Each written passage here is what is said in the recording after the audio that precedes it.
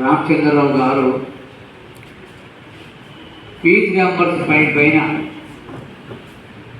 Fee బకాయి BJP లడాయి, fee బకాయి BJP లడాయి దాని మీద మా పార్టీ అధ్యక్షుడు రామచంద్రరావు గారు గౌరవనీయులైన పెద్దలు మా పార్టీ ఆఫీస్ లోపల 48 గంటల నిరాహార దీక్ష ఈరోజు స్టార్ట్ చేశారు. మీ అందరూ తెలుసు.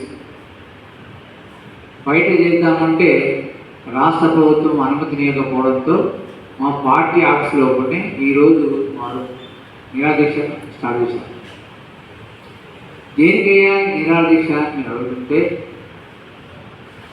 గత 10 ఏళ్ళు కానీ మీరు వచ్చి దాదాపు 3 సంవత్సరాలు గడుస్తుంది. ఫీజు రియంబర్స్మెంట్ బకాయిలు దాదాపు 12,000 పైచిలకు కోట్ల రూపాయలు వివిధ కాలేజీ యాజమాన్యాలకు బకాయి ఉన్నాయి. అది ఇంజనీరింగ్ కాలేజ్ అనుకోండి, డిగ్రీ కాలేజ్ అనుకోండి, మెడికల్ కాలేజ్ అనుకోండి, ఇంటర్మీడియట్ అనుకోండి, నర్సింగ్ కాలేజ్ చేశారు. వాళ్ళకి ఏం తెలుసు? సాక్షాత్తు రేవంత్ గారే చెప్పిండు. ప్రజలు ఆలోచించాలి. రేవంత్ గారు అన్న మాటలు ఏమన్నారంటే, ఎవరైతే అబద్ధాలు అందంగా ఆడతారో, ఎవరైతే అబద్ధాలు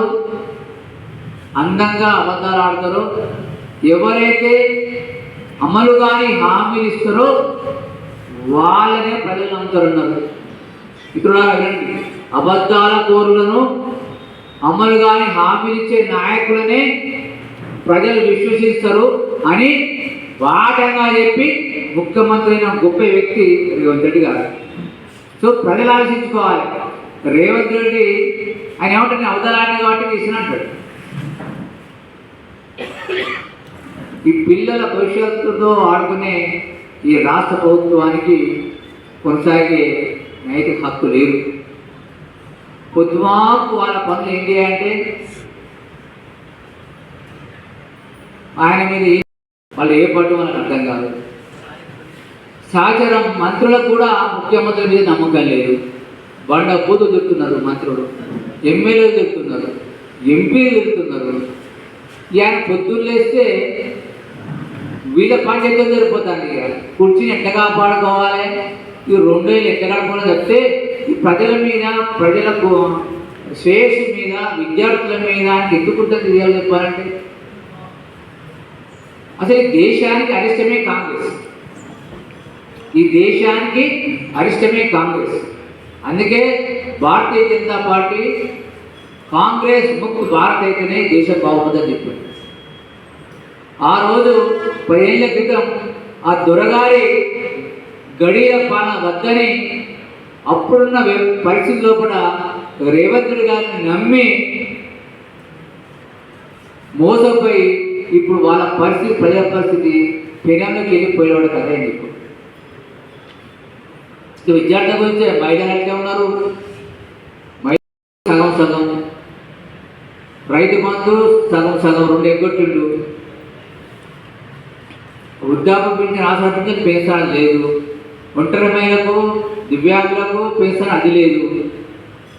తులం బంగారం కాదు కదా, ఉన్నదానికి సరి పెట్టిండు. హైకోర్టు ద్వారా పోయి సరైన మన అటార్నీ జనరల్ సరిగ్గా వాదించకుండా దాని కేసును 1 సైడ్ చేసి పారేసింది. హైకోర్టు చేసింది ఘోరమైన శిక్షలు పాస్ చేసింది. ఇది ఉచితాలు ఇచ్చుకుంటూ పోయి హైకోర్టు ఎందుకు పని చేసిందంటే, వీళ్ళు సరియైన సమాధానం రాష్ట్ర ప్రభుత్వం తరఫున హైకోర్టు చెప్పాలి వాళ్ళు.